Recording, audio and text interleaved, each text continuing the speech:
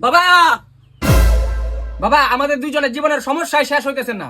বিশ্বাসে মিলে বস্তু, তর্কে বহু দূর। একবার বলি জয় শ্রীরাম, আবার বলি জয় বাংলা। কথাটা কি সত্য? হ্যাঁ বাবা। রাগ করলি? না বাবা। আমি যখন 7 বছর ল্যাংটা দেশে ছিলাম তখন আমার গুরুদেব একটা কথা বলে গেছে, সব সময় মানুষের সত্য রাস্তা দেখাবি, মিথ্যার আচরণ দিবি না। তোদের হাত দেখা। তোদের নাম কি? দিলীপ লৌড়ে, সতীশ মুঠমারে। তোদেরকে আমি 3টা কথা বলবো, সত্য হলে সত্য বলি, মিথ্যা হলে মিথ্যা। তোরা কি হিন্দু? হ্যাঁ। তাহলে আমার সাথে বল জয় শ্রীরাম। জয় শ্রীরাম।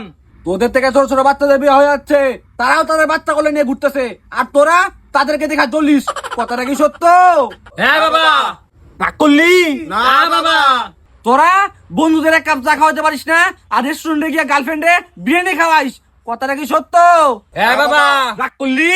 না বাবা। তাহলে আমার সাথে আবার বল জয় শ্রীরাম। জয় শ্রীরাম।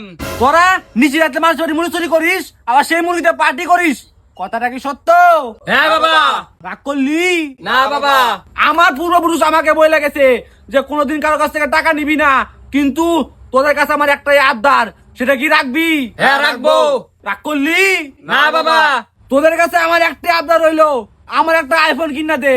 এই 7 বছর ধরে রিল দেখি না, আমার তো ইচ্ছা করে রিল ফিল দেখার।